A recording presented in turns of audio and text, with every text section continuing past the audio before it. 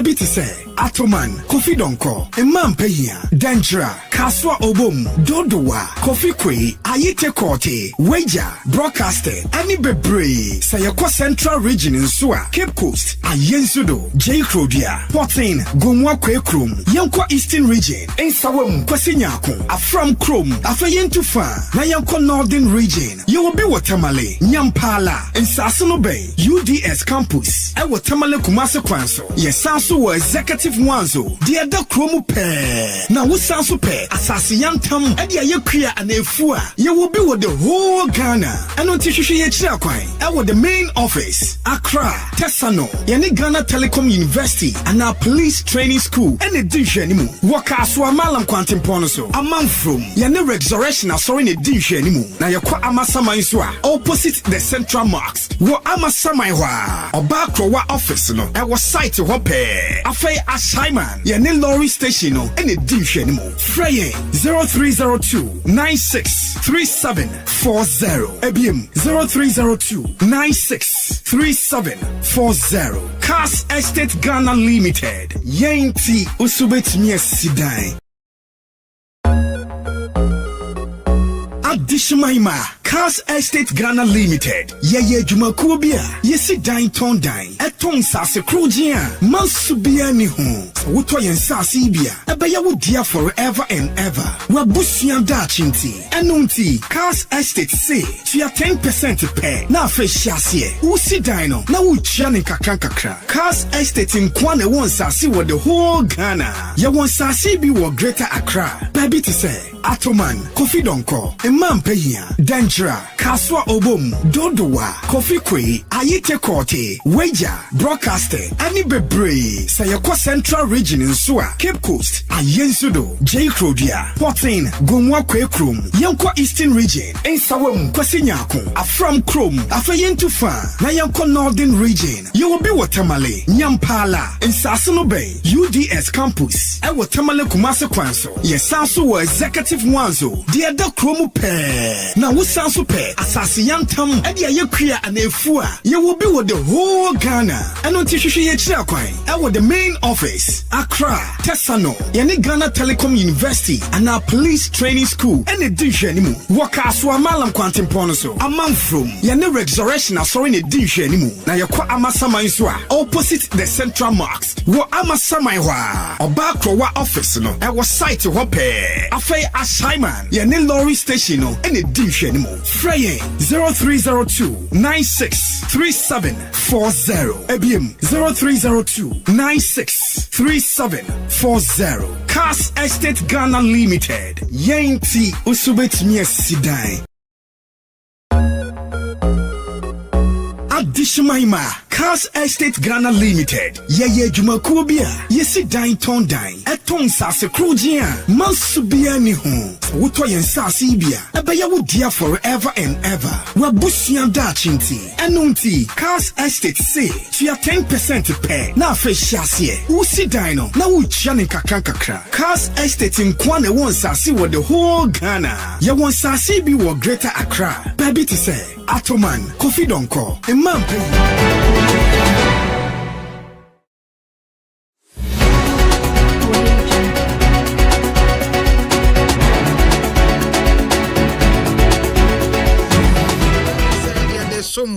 Na yes here when the man who dead and what corner agency and somewhere they bad the makutre bin says excellency John Dramani Mama yaka say wabona kete mako pimo bi man so Jamaica Sanso ena eye afie twemu ni mu ena eye yempenifon wotwe ye briche boy yen emenonam so ma wonum twere wonum enkwan ya na bakwa wo mu eye deputy national security coordinator empenifo ene abusuan atena se ede empaibo ahyehye so ede amano na wotwetwem ye wie abrewe yipuma kwema ma UCC omonya vice chancellor fofra yere ne to akakunya Yera Paula focus about MPP for Babe Cosway, you don't for them na oba ni swadi hunu no ekura bocho ya wode eba abesum eye ekuno ewo enkabom kwanso Ensem pika we nim ho na ye de besom asra ne KASE3 Ghana Limited na ye de ma won se opa asase amansosem eni ho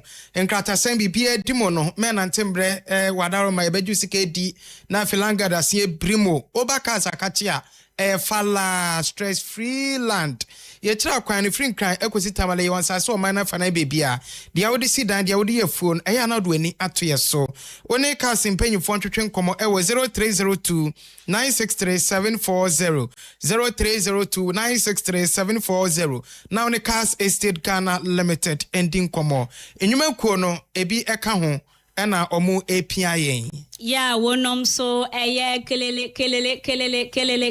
clothing womo so ewa one side ya womo so ya se den ewusua wo pe bia ya won sabetumi aka entoma papa ya wodi pie wode koponto ase ba bia wuko bia ye hu behia so obefa ho wadama na wode wani atremo ewo kelele clothing no obeboa wo adwudwo sitase no ede amaw na womo wokoho no ma omutumre no ma kyeresi enenti entoma na anase fabric nso ankasa na wo ede apempa mo setase ene ade ede akoba bia opesa wode kono wonsa beka bi wo ho eno so krada nche omo ansa nso pam eye designs ahodo ni nyina ede emaw se eye brocades ena wo pair silty fabrics wonsa beka bi Indian lace wonsa beka bi lace wonsa beka Italian cashmere wonsa beka bi ewo ho Swiss fabrics wonsa ebeka bi denim ewo ho nom African prints ewo ho wooden print ewo ho eni bebre ya wani ebetumi akenkan so ewo wiase afana enyina kelele clothing ekura mu se twe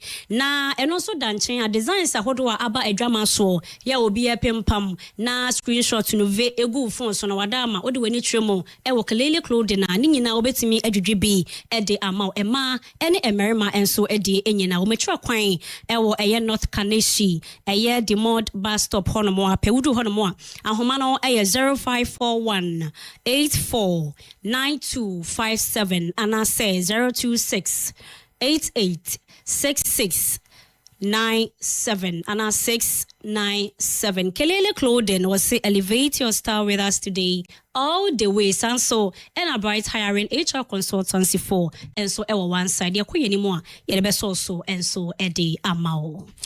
I can come for no me. Ejamin tamene. Motofa bohema abena foku yeboa semne trimu eni. Mothers FM 102.7. Yeah, KASE His Excellency John Dramani Mahama oni omemo nrana jo na odneni echemu ewo Jamaica ni nyina ekowie se August bosome ne da edikan kosi ne da etoso nsia no na Jamaica for edisi honom edi wonfa ahudi a waje no every Britain abrofo no ensem eno echi ne so no 1800 numu ho na wado won nananom enam enkwasumu sabre na wo hwigina wonan so tenten senya de obepene ama yato won de hye won ade hye ede akonkwaasumu biem enti saa niema no mienu nyina no mo kambo mu a na 1st to 6 August no omo ahye ho fa no makaika omunchi ene bebi omufri eba na His Excellency ekopie mu ewo Norman Male International Airport ewo Kingston no ene yesoafo hwe won amona nikita odi wonsem so Senator Kamina Johnson Smith ono na okohia na Jane fefefe ede ne call St Andrews ene okope bibi kakra nom ye pe bididi ya di nkomo kakra fine enu echi no okohia soafo a ono na wo Prime Minister ne office Senator Apka Face Henley ene ono so edi enkomo ena Ghana de hie bia wo Jamaica no so no oni omo ekasaye ye hwe no kwan se Yakopon eyadoma ochena His Excellency John Dramani Mahama ene Prime Minister Dr. Andrew Holness ebehia na afei omedi nkomo na omodom nsa aihye ntiase apama hudo bi ase enam sa ayoso no ayonkofo eda Jamaica ena afei oman Ghana entemo no omo kyerese ebewie pema mpanyi ekonyo no nko anokoye oni mpanfo titiru bi a Honorable Samuel Kujeto Ablakwa kan obi ne firi omemu ekopie mu ewo Jamaica.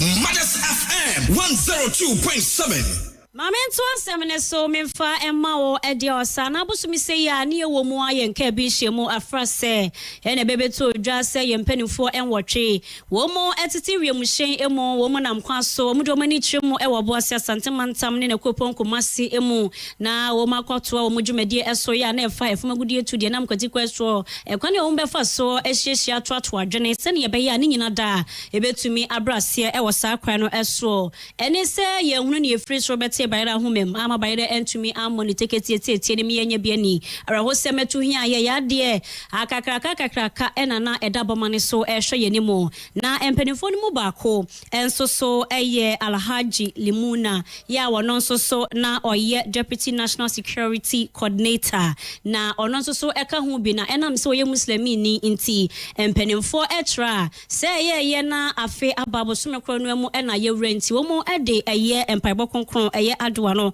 ahyehye so ede ma no sene ye be ya wo mu betumi aka kai no ede empaibo konkron so asata na chi e wo bo ade be pia wode no akwakɔhye biara na ehwemudie no enso so ase ya na empenifo ekebie wo mu ena afe eye na nanom atena nkonya kakra muslimi empenifo kakra ne abusua ni nyina etwa ehia ye pe ena eye onimonyamfo Seidu Isifu wono ena oye soafo hwe ewemu ebobre ne nsakra ye eso obegina mampania ne mu ekasa ye wo kansem papebre ena defa onimonyamfo yi eho a wo kyerɛkyerɛ mu soma na osom ye bo e wo man Ghana emu a enkyirima ye hwe nanamo na yentubi here today not merely as party members but as a family to observe the 1-year adua of our beloved brother, comrade, father and patriot, the late Sanda Peura, Honorable Alhaji Mohammed Muniru Limuna.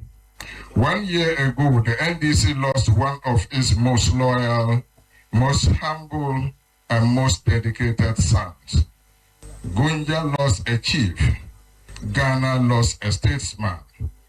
It is still difficult for us in the NDC to speak of Honorable Mohammed Muniru Limuna in the past tense, because his presence was so strong, his counsel so wise, and his loyalty so unquestionable. Na nenkasa ye echie ena eye Tandewura Alhaji Mohammed Amin wano ebegyina mo edema eye yabonra na nensem o kan ye nyina enso ya recheche nsem a wogina so de ya konsem so ema ebusua wo modehie enono. Wife, his children, the Gonja kingdom stands with you. Your husband, your father was our pride. Do not weep as those without hope. Be proud that he left behind a good legacy. And as the saying goes, a good name is better than riches. To the youth of Gonja, learn from the life of Honorable Muniru.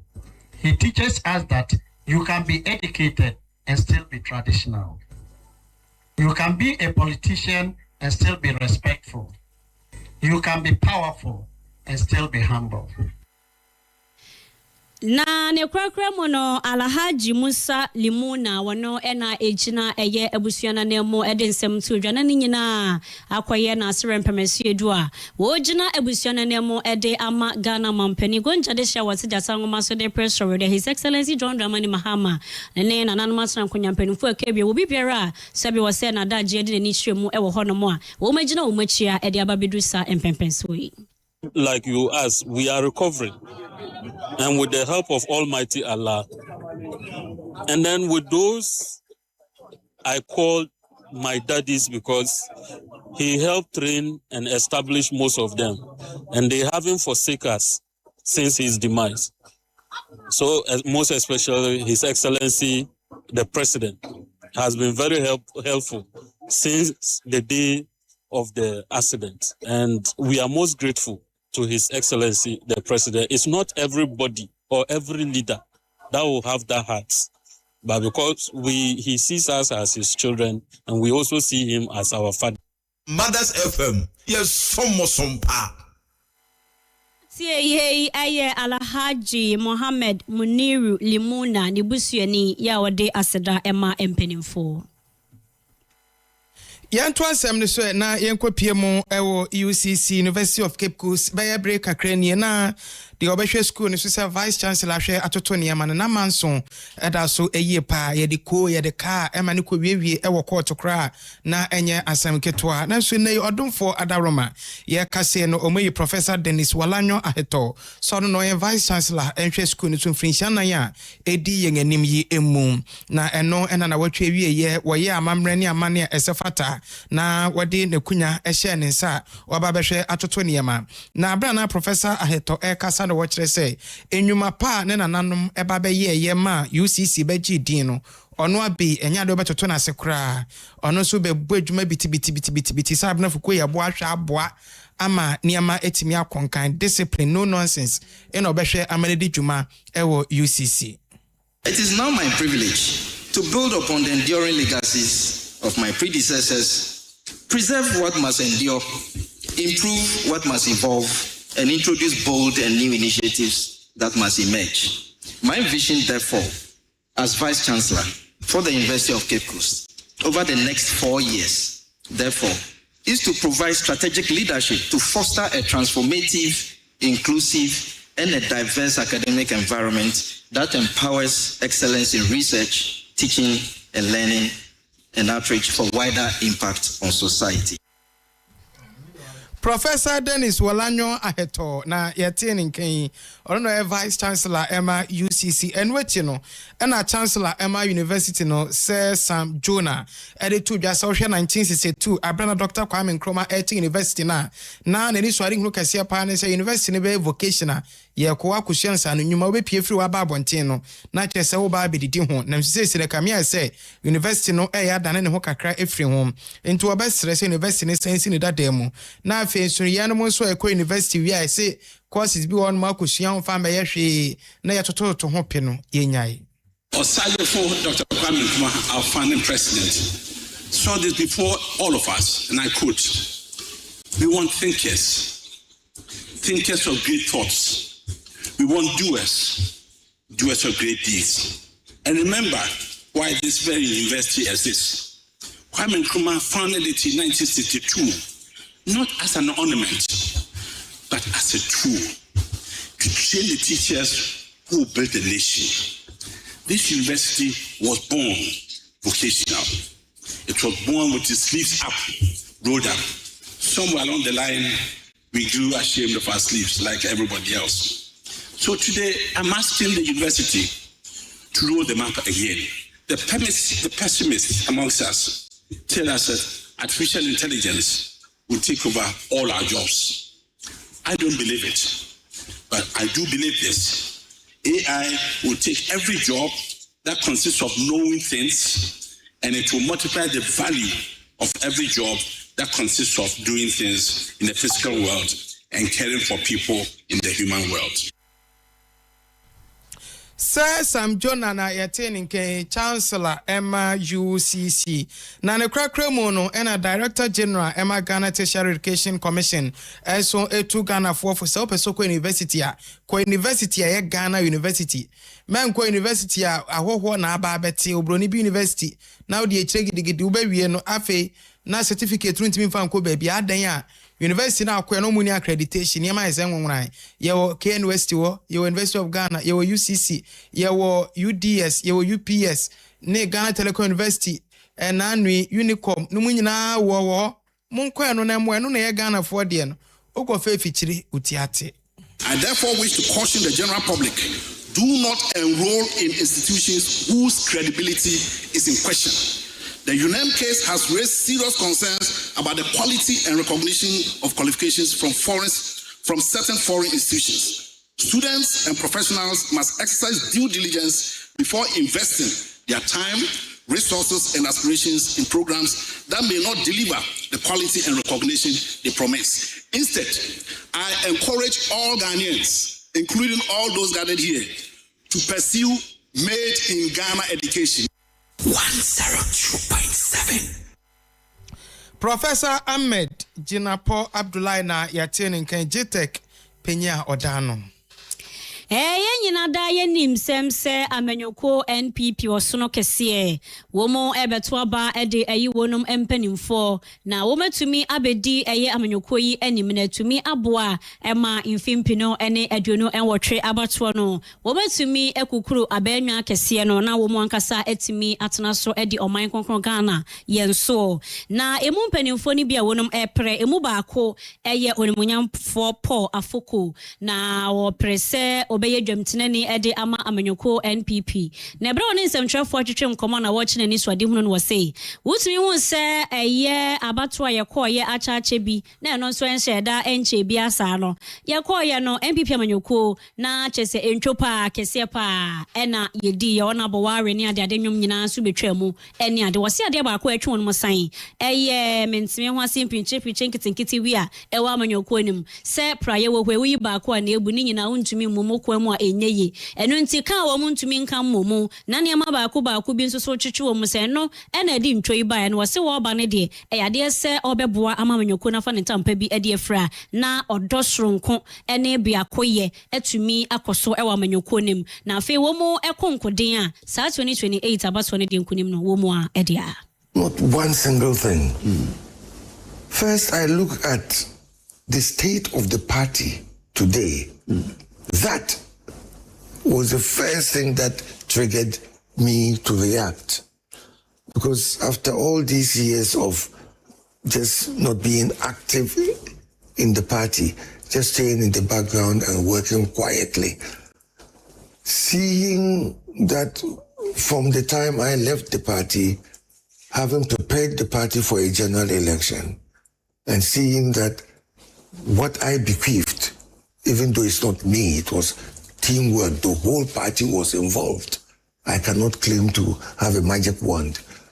The party ended up with 169 seats. And at that time, it was unprecedented. And we had a presidential majority of over 1 million votes.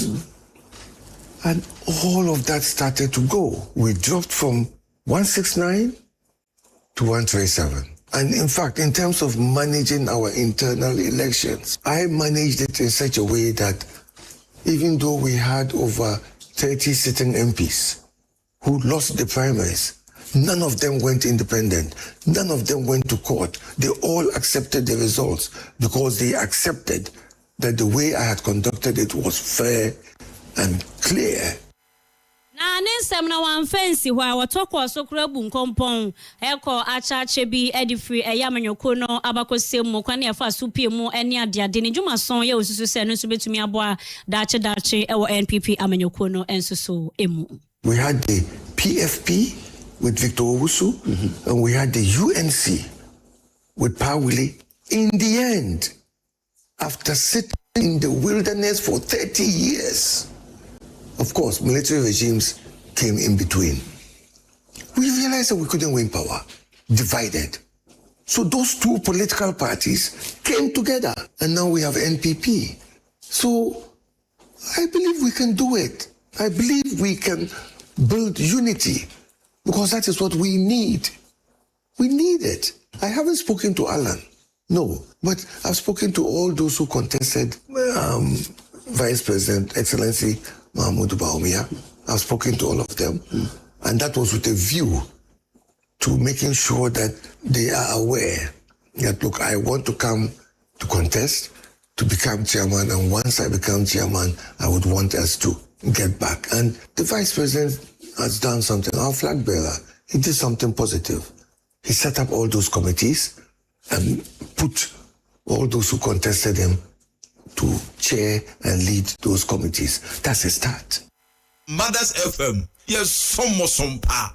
Way when you want for Paul Afoko, ya or Pesa, ya Tuneswaba, no be Jemtin, when people are your nene and I could Memory da edi kan was me bia mo na ban no aye ne sɛ yɛn fancy sie krom na ɛmoa ne sɛ ntodu ani kyerɛ mu ɛwɔ nkran ansiesie no ɛkɔ so ɛma AMA Mayor Michael Pakpo Alote Honorable ɛna edi enimo na abra na wɔsiesie na ebinom ayɔ mo ho aso den ɔmo ntu shop mo mbɛtɔn adeɛ ye bubo ebika na agama ba ko so ana we bie ne shop ɔmo kɔka ye o na officer no abɔ ne so tro wham ɛne ye bɔ wa wo se ye bɔ pa so try it to trial.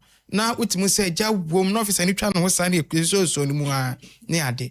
Enti ehon na me yone si da bi untimi mo aban ni paso trosa na ma shop run ye chi na sa bre otwere mu denden a ye de no ebekọ court. Eno na akra meyo eka se oba na famu de bia se emra efa ahunidie ho no ye bedi so na ye de be ye adwuma na aboa ye ankasa. Sanitation there which is started by 6 and it ends 12:30. So we are in town working. We got to everywhere has complied. We got to one particular place where they've opened their shops. So we decided to enforce the laws because once the laws are there, we need to enforce them. So we went in to make sure we close the shop. But on Monday, we'll take them to court. There's a young gentleman who slapped one of my boys. The media guy, he slapped him. And I asked my men to relax, break into the police station for the law to take it to court. We are not the law. We are only in charge to make sure we enforce it outside there. But when it comes to here, you are in charge. So we brought the boy to make sure we prosecute him to court on Monday. It's difficult for people to accept a new thing. They feel like National Sanitation Day is not part of their lives. But I can assure you that we will enforce them to make sure it will be part of their lives. People to bring every refuse out. We are taking the refuse for free. Every refuse that we are taking today is free. So whether the baller is in your house, wherever the baller is, you bring the baller to the dumping points that we have shown. If we bring it, we'll clear the baller. That's why everybody's bringing the baller there. Mothers FM, yes, some pa. Ania etwegu ye AMA Mayor Honorable Michael Papo Alote. Na ya toaso na ye ka mo semadaroma Mothers TV no say ya tretre ya hye mu pa. Na baby a wo no first na onya Mothers ne pa say wunya wadaroma tie rescan o rescan pa obeche en clear frequency o de be scan o ye rescan na frequency no 12303 sample rate no 27500 polarization horizontal position 26 east Arabsat BADR8 na ude Mothers TV shh na just say bibia koso kama Mothers TV, the mother of all media. Ejamami Somana Yemfa Yeni and Chemo Ewa Bright Hiring HR Consultancy and Bright Group of Companies. Na Yadiani Chemo Honomwa, na Kwakwaye Akwentu, na Kwentu Nya Kwentu Bia Keke. Na the Womo NSA Bema Wajuma and so etumi Ayene, a human yomayimu, a bine bon homodena, so no mebuno so ayawadi pa. Na ope baby best midwa to quine, na Yakope Juma a day a mouse and where Juma Obeya, on Sabet Miakawano, now sanso kwa wano so na wada ma wunya bi ede amanifie ni nyina no na odwani ehwemo e Bright Hiring HR Consultancy and Bright Group of Companies wonom epe adwumayefo bi etese office boy and girl na just oba ene bema yedemo kwa ye adwuma ewo wonom asoye ewo UAE wadama Dubai na ehonso no enye vacation kwan ye ko ho nso kwa ye adwuma ene nti wope se onsoso utumi ene eye wo masoye no eye adwuma se ewo o matena ye a boy and girl na waba odiweni atwemu e honoma interview no encheri bia wo mo ede ehhye so ba emfie no enye 21 to 35 years na onsoso onsa etumi aka wonom na yafaw na ye de wakọ na wakọ ye adwuma eno so eda nchen a ye sanso epe wonom ebe ye adwuma e wo plane mu na twese wiemhyen ni mu mo be ye adwuma mo be clean mu ene adeade adwuma bia ekọ na eba wo mu bia na so betumi aya odiweni twemu e wo Bright Hiring na wombetumi aboa edwe to kwan akọ UAE na onso etumi akọ ye adwuma eno so no age no 22 to 38 oba na wahye ne nso ede amaye afa ye pemel cleaners so se mema wo msutumi epepa ema eho eyese koko chensen oba sana ye betumi aboa wo na onso so nsa etumi akọwa no na oba nso so dia CV passport passport photo eka ho bi ena afa o certificate ye dia kejenemu se wabo enwoma no so kakra ubetumi ayesa adwuma no ede amaye afa gardener helpers wo mu a flowers so wo betwetwa ho bepone ho ebehyepi ne kama ede amaye ne so ye betumi aboy no so age no 20 to 35 years ye betumi aboa ede wo etu kwan afa taxi drivers mo so ye hia mo pa ya mo so no ye de mo etu kwan akọ UAE akoma mo adwuma age no 25 to 45 years interview no no enche bia enam kwan so ba wo de wani twemo bright hare na ombetimi aboa wo de watu kwan akọ Abu Dhabi ene Dubai UAE na watumi akwakoye adwuma wonum so a ekeka ho bi tile mason for ene wonum a yemu adwuma bia efa edan ho adwumadie enyina da no ye hia mo de mo atukwan akọ na ne ye kese pa ewo mu male and female security guards mo amobo ban ema ene emmeme nyina enokra de ade se interview no 8th and 9th na chese eho ena womo delegation no FUA ho eba ababetotoma no na amaya hoboa na yedemo enso atukwan edemo akọ enenti no enokra de mentwentwen wona ase brasisia na yentumi emmoa oil and gas enso so eyade se womo epe general helpers enoso no ba yebetumi de watukwan akọ na yaboa age no 21 to 35 years yebetumi aboa warehouse helpers so so ka ho bi na waba na onsa aka Subim, male and female security guards. Ye here musisia 8th to 9th. Interview no so ewo ehonum. Na ope bright hiring HR consultancy for. Obesho show when metra kwan ewo Accra Malam Junction. Womo ebene Berima Total Filling Station. Sanso ena suhum. Womo ebene suhum Total Energies Filling Station. Sanso ena Central Region. Womo ewo Elmina New Market Honomwa Block B4. Wonsa ka womo Kumasi womo ewo Apachapa Junction womo Ben Fidelity Bank no enso so ewo Sunwane kwan no enso eso Abu Dhabi womo Al Jabbar Jewelry Building honoma 3rd floor wonsa ebetumi akabright for na womo ye adwuma Monday to Thursday na chese Friday ehye honoma Saturday and Sunday so womo emma adwuma no krakrakra number no 0244 385 777 and I say 0539 081 3995. Shosha Bright Hiring HR Consultancy and Bright Group of Companies to Kwine. Na wo mfa wonto kwan na wonsa into me enko one. Obusia ye nyina we so ne enton krate ye basisia. Aha, Kelele Clothing. Me mamwa kwaba. Ye ni etimi ma wa ho ofedanso. Ewa wontade hyemu. Esan say, ye wo fabrics aso to nyina bi wa ha.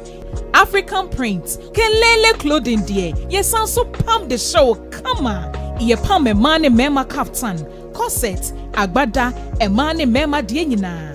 Embroidery, bubu, silk kaftan, political suits nina. Ye pem biwaha. Ye chakwan ewa North Kaneshi Demold bus stop. And now dear friend, ewa 0541 849 257 and now 0268 866 697.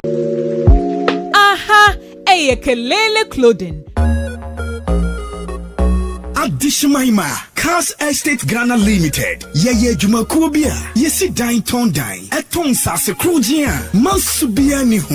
Wuto yen sasibia. Ebeya wudia forever and ever. Wabusian da chinti. Enunti. KASE3 say. Tia 10% pay. Na fe shasye. Usi dino. Na uchane kakra. KASE3 nkwane won sasi wa the whole Ghana. Ye won sasi bi wa Greater Accra. Baby to say. Atoman. Kofi Donko. Imam Pehia. Danjra. Kaswa Obom. Dodowa. Kofi Kwe. Ayete Kote. Weja. Broadcaster. Ani Bebre. Sayako Central Region in Sua. Cape Coast. Ayensudo. J. Crodia. Portin. Gomwa Kwe Krum. Yankwa Eastern Region. Ensawam. Kwasinyako. Afram Krum. Afayentufa. Na Yanko Northern Region. You will be Watamale. Nyampala. Ensasuno Bay. UDS Campus. Watamale Kumase Kwanso. Yesansu wa Executive Wanzo. Dia da Kromu Pe. Na wusansu pe. Asasi yantam. Edi aye kriya anefua. You will be with the whole Ghana. Ano tishushi ye chira kwai. Ewo the main office. Accra. Tesano. Yani Ghana Telecom University. And our police training school. Ene dinshe nimu. Waka aswa malam kwantim ponoso. Amam from. Yani resurrection asori ne dinshe nimu. Na yakwa amasama insua. Opposite the Central Marks. Wo amasama iwa. Oba krowa office no. Ewo site hope. Afei Ashaiman. Yani lorry station no. Ene dinshe nimu. Freying 0302 963740. Ebiem 0302 963740. KASE3 Ghana Limited. Yenti usubet mie sidai. Dishimaima, KASE3 Ghana Limited. Ye Jumakuo bia. Yesi dine ton dine. Eton sase krujia. Kasi Baatan. So when you quote your receive when Santa Moshebi or Mother CVS would say ya. Mother Safa mobile phone tintin for the question as an introduction and introduction in P3P and net and Patra Pies Facebook ne so. Mother's 102.7 a crowd who have French in Ibesia and they throw an yamano. Yes, up your like your share. Na wa comment coming when. Na yem for ye entry mo ewa asante mantamno emu. Na ye ko hono mo dia ye nyina da saa e number kuya.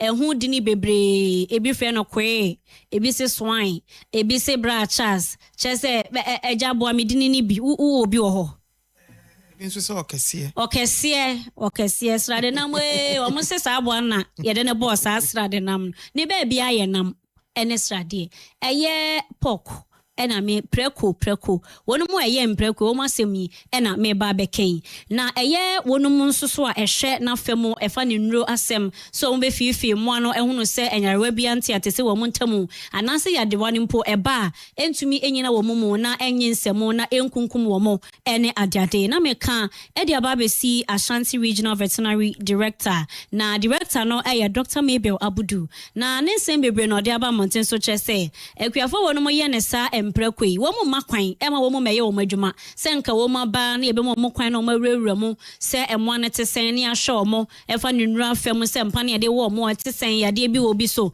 anampo se etesen ni nyina no wo mu kwa ye mo wo mu kwan ema wo mu ntumi enwura mu enye wo madwuma ni nyina no wo se emo wo mu dwumadie no enkonkan emfa emo mo anya sanso a yade bi ba na eti atesa ye be hu ana agensemu na afei ekunkum wo mu nyina wo besre se wonum enhwe enye bibi so emfa data at all when it comes to pig rearing in Ghana because of the African swine fever they do have. So pig farmers in general don't want veterinarians to come to their farms. Anytime they see veterinary people coming, they suspect that we have heard about something. That is why we are coming there to destroy the animals. But it isn't so. We wanted to have that interaction whereby we can give them education, training about the work or the investment they have put their money into. You've seen some of the trainings, things that we have said there about biosecurity, the disease that we have in Ghana for now. Even there are some we have not been able to identify, all because we don't get access to the animals. So the laboratory people come and take various samples and go and determine what is happening, what type of viruses or bacteria or new infections that are coming into the country. Na enam se na eye enhyiamudie ena ekoso ewo wonumu a eye ne emprekoi entemu ene wonumu a emmoa no ehwemu enso da won mabemu ena afi wo mu ekebie wo mso ne kohyia yenti no eye dwamtene ni edema Ashanti Regional Pig Farmers and Processors Association onimonyam for Daniel Yaw ono so etoto sre aban no sesenke be ya so ye hwe kwa adwuma so na wo moa na oni wo mu enkaba kiremu na mo fa hyehyɛ ye bi meto emfama akuafo wo mu eye ne emprekwe sane be ya wo mu dwumadie no ebetumi SCP esita. Major aim of this meeting is to get good collaboration with the ministry, get them together, look into our business, and so that they will be able to help us to get a proper policy from the government to guide pig industry, because pig industry has not got any proper policy. Yes, I'm Mothers FM. For Daniel Yawnene and I Yokoti and Yene Yadriabano, ye be for his and said the rate at which ye wait que nibi, ewo or my gun a yumono, joint to baby, no bedroom che by the Ibiaka home. Neno kwa de jai.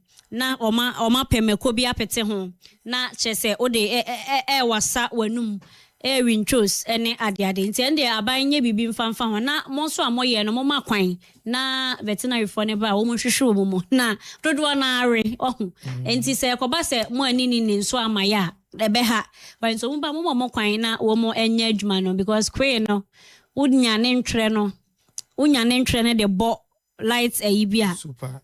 I would erade my goodness. Pray kuna ngasi esikafo na mo. Maza. Esikafo na. Oh, kwa yuko hwene bo. Nechi ha sei, nechi ha bra. Sradia pocho. Preko echi gu ho. Nechi no. Nechi gu ho. Nechi preko nechi. Preko echi gu ho. Nam pocho. Se ni enti e ya omo mpese veterinary for ne behwe ne se veterinary for ne behwe na yare wo mpe quickly omam we yi ne firi nti omo obasa no musu ye kan na bia aboya dore srade adru bra beton no ne ye ka cho se yade wo ho nti no yi ne firi mu a na aya asem okwe ne hu ne se waboka nti ne obey su je mantatis na o ma kwan ma o mere mu kra na wa be ka se o mani bi yare na usika bi abebo debi oh bibini omo ma kwan sa nti na ya na etimi mane basa na yebeto ansem ne so na yakọ ensem fufuro mu yenko pie mu ewo north east na yenko Nalerigu ni abeto dwa ene se Nalerigu hono na aban AC dam kese pa ewo honum na break akrani ese contractor no we free site gidi obeba na beba kire beba na beba kina no anu no dam no anwene ne se ampempen so ade na du no se ya na ese ni senti mebuna ho e na omasori pehwam e wo ho se omonti ase e den na ekoso no aban emechirechiре mum we nam so ama soafo a ono na ohwe mantam no eso Honorable Ibrahim Tia e de atudwa se dam ne de se ne aye no se ye kase ya gi so egum kurampo ebebu afaso na ne nyina mu no aban ehwe. And tomorrow, because look at the sky, it's rising. Look, one heavy rain, it will spill over. Happen here, you know the consequences. And they gave him the project, they've not given him mobilization. He has come, there are 2 dams. He's working here in Limbiensi. So he's going to look for money. And you know, it's a process. You can't just go and then you pick the money and give you. So that is the issue. But we shouldn't wait until something happens and we'll now begin giving stories. If there's a remedy, we should do it. And whatever we'll do, we'll add the cost to the contractor. When it comes, he takes it up. Right?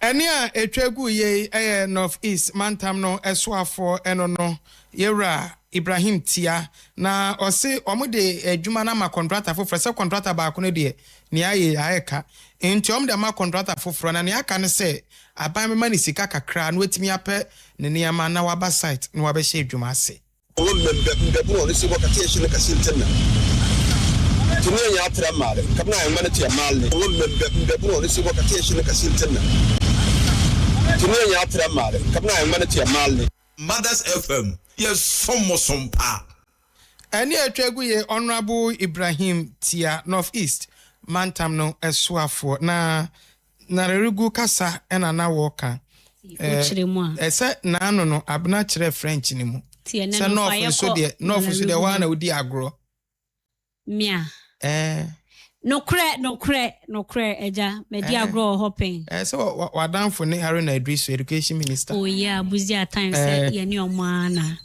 yeah medi agro hopping se na fo ya ni kasa ya yeah king no cre na de o pese mi kire mu ana me do sana me da sama obe kana fe wo de wada santi mi hu ne wo ba sa se ase hu e botano fa ense mo bi sei ni ti atwamu an se omo be hia nsiesie timpani formula na omo mehwe enfa mo because asha asiesie no problem bi asha sie ye nkete ti se wani anko ho kete na wo hwe na wan sha obi hu na no de bi akoso ehihi na bi so ebeba ewo ho nti ni ti a wa mu a okay pia na eno anu o nti e ba ne kasa hodo a to fa ba yima no dama me chinwu ho dai very we chinwu ho very azeo to asoma mia okay me to so edia yemfri Nalerigu ho no na yemfa yani entremu ewo epoye mantama no eso koforidua ene ne mpotemu eye New Draben North ena fe New Draben South ekropon ni nyina emu wodi wani tremu ho no mo a eye ohaw kese ama na homne so ewo ho ni nyina da eye bola pa bra sister utie me anwumre ewo ho uhu a ese wani sebe ense wo ka kire ye gugu bola no ma se ye meme fai eninti eyere ho tare adendin Illuminati ebi nko ebi ma ene gua ene ye dibi egu so ena so ya ade a se bola no eda ho che na esi wo cha na edore mmoa enya dore mmoa ni se ya pe made se talk na che se ye tete e de esi apomuden kwa so na benya nsunsuaso so ewo yenso na se ne ye beye na nchiremu no mo betia se ye na ya hwe ensem mo hwe ni mu se mpanimfo beye de afa ho no yewura Samuel Adongo wo no ena eye kropon krache pani ewo New Jabe North Honum na yentie ni nchiremu a wode emaye. When there's no much rain, we are able to keep the place clean. When it's raining, the place becomes very slippery and the trucks are not able to move in and dump where they are supposed to dump. And within a short time, the place gets choked up. And so it's like almost every week we have to keep pushing. This issue of waste landfill and all these things will be over. If you look at the capacity, it can employ a lot of people. And it can even be a 24-hour factory. Na wachira ensio kra tokra dia jai na eno so dia untumi kra enyina mu emfa enka wasem na ne kasa ye chie ena Dr. Foster Amponsa oye clinical director ewo Eastern Regional Hospital ewo Koforidua honomo a eno no so eka ede afa apomuden kwan so se ne ma se yanhra na infection so ebetiate se. If these wastes are left in the environment uncollected, then we recycle the diseases that are controlled by the collection of these wastes. Name it either infectious or non-infectious. It is said that about 15% of the wastes that we create are infectious. And those ones need to be sterilized or treated before it even goes into the dumping sites. Wano waka ni nsem ni wie ya pe ena yera Samuel Adongo esanso ebeso so to aso ebiem na anakwan nyina ene se saa afidie no ayetumi eboa ema wo mo eye border ne ho adwuma no metro recycling plant no se efiti ase se eye na adwuma na wasanso original ne naso pade a obebo adwuma wadre kra ama saa bola ho ha nyina no eto atumi atwa ebetumi so aboa na 24 hour no bi ekokomuni ade obetumi afa adeshi so site is always full, and almost every week we have to spend about 80,000 to 100,000 to clear the place. Now with this, I'm sure it is going to reduce the burden that we have. Mothers FM, yes, some pa. Eni ekwokwoti eye woni monyam for Samuel Adongo ya oya municipal chief executive ewo New Jabe North ewo Puya Mansam no eso. Yamfa kasiabon enko yefango ehun sensem emu ye kase no tema oil refinery ye twanitia eka ne to ahyase ebu adwuma biti pa na empanyin ekokopaw ehun entoma eno so ba beboa na sentuo asofa ne sayo no fango a yusu no wo memu no emu ohanchechemu eduonum tema oil refinery ene sentuo betimi process yamai na ebionum na aka no ya fa de fro bi man so ebeboa ama fango bo so aba fam yie pa na soafo a ohwe ya ho ne ne nsem so Honorable Samuel Abdullahi Jinapo ekire se Yera John Dramani Mahama ahye ne se ne manimu ya kwaya ya fa so eto fango tinkombe o man mu ye nhwe ne yie de kire se yentimi ntina Ghana na ye fa dollar enkoto ade na ochina bi ye tufu emu adan a ye se dollar akosoro na US okra dollar akosoro ye ntu ne mamusa na ye te Ghana ye se dollar akosoro nso a ye di cedi nti saa ne mani nyina no mo hwe atoto ho ne ma yie sane a fango no ye koto a ye di cedi beto nti ye to ne cedi mu a eka no enkonko ye kese ema ye ntoto mu bum ye nti sane a okire ne nsemu. Talk about the reset agenda. This is the reset agenda. We are creating jobs. We are adding value. And yesterday when I went to Mr. President's house, he brought another angle.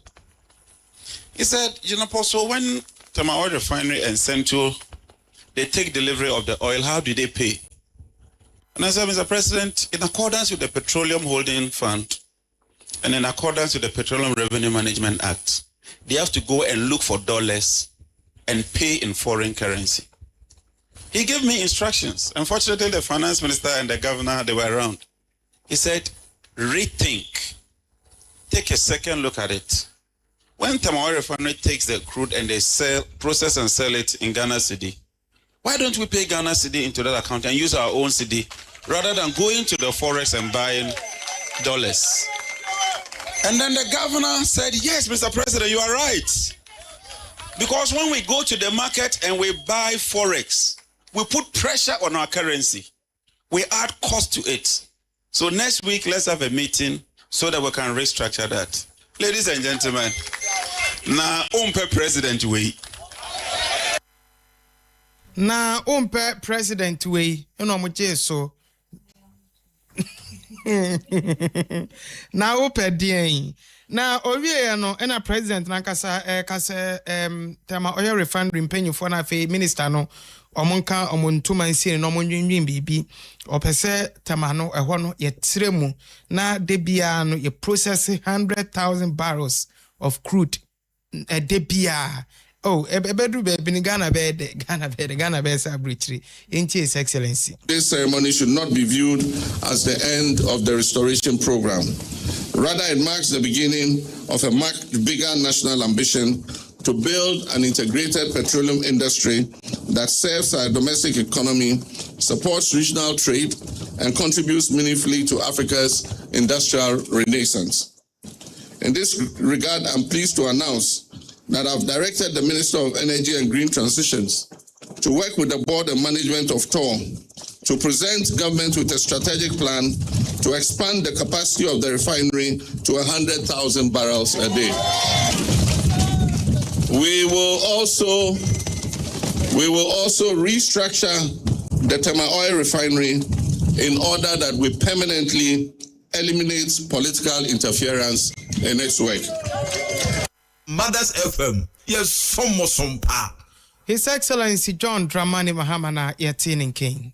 Ewusia yegusua ebejinemo ewa hoadene ho ensensem enso emu edia yawaha ena ebebeto dwasem penimfo age eto aye friend se Energy Sector Levies Amendment Bill no 2026 no enso so atum na womoji atum sa no na akwa ne se eto no epeja ne mo ede akosoro eto yi eboa eyi akwan eto boa ewo man empuntuo efa ne ntampa ejina so na anye ensrepe na no aso ena sa oil levy no womo peje mo ede akọ every 0.24 per liter no ede akọ 1 Ghana beautiful choppable Ghana cedis 0.93 per liter na chesentumu ena aba enso enesa na we na edom kuma mu no ya na omati kutukum mom se de bida yempene womuti mu krade na de enhesa ya na aban na de ba ne sa no na fom ngo ho nsem na ye wo ha ni apagya kwosoro kakra na aba fom kakra ye hede hu na ye ho e wasa kwan na so we ya modi bei yampene for achechemu se ebeboa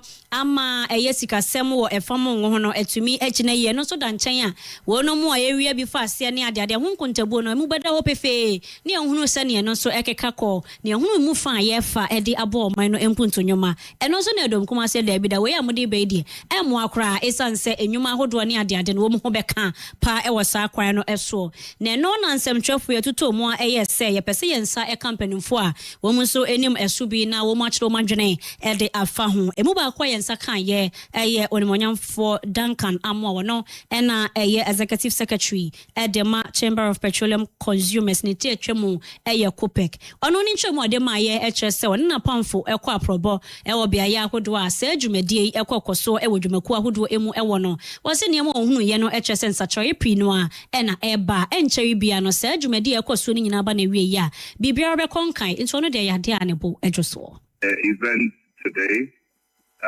Clearly, something good and useful is happening with our local refinery. Mind you, CSOs had done some visits to TOR a week or two ago.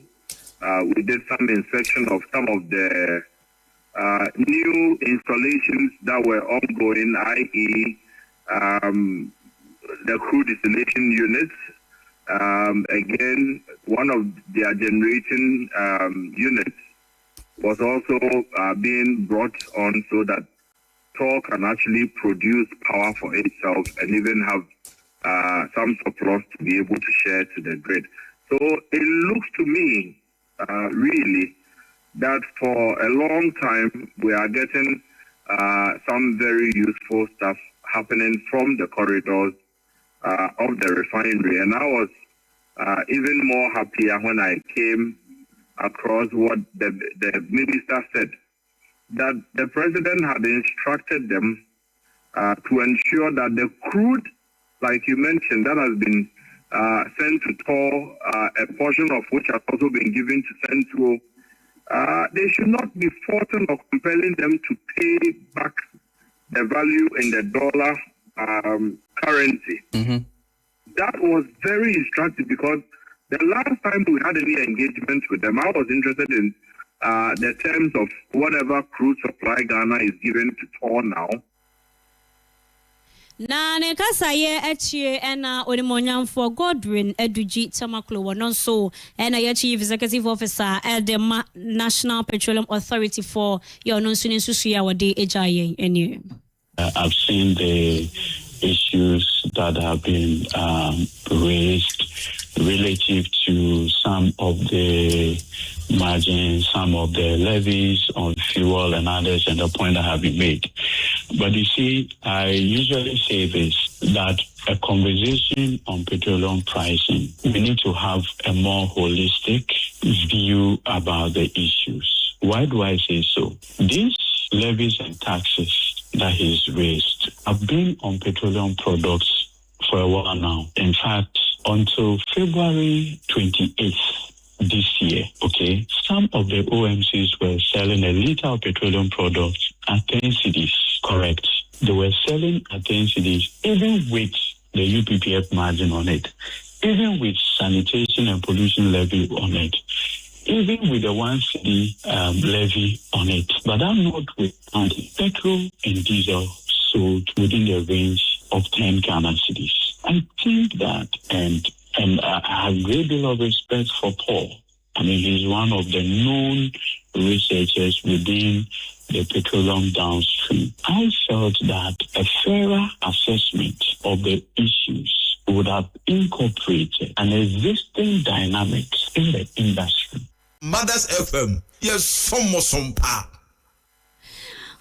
Eni ayekokoti eye onimonyam for Godwin Eduji Tamaklo ya chief executive officer at the National Petroleum Authority. E was ya na we ene ensem nyina ye boabo no ketuawi na so de se anoman na mano se kase Baatan de besom wo e wo Mothers TV eso and afi Mothers FM eso eye Facebook ne so eye YouTube honso so sa onsa kan bi ehwe wo hono mo na wa share na oyonko so enya bi Ashe beda wasesa ojebre ehwe yen etie yen odomfo do ochina dom ye ya besan so ahia Ghana sorry kase wo hono nsia ena afi premo etoa ye de abara kase be so no nsia se ya so ye betena se do hwere ba ko e de kase Baatan enso so asom wono ma so ya sembo ye chidom e KASE3 Ghana Limited and Sasekroji ya ne bo eda from yenti onso betumi esidan sanso and a bright hiring HR consultancy and bright group of companies for ekahobi and an ekrakra no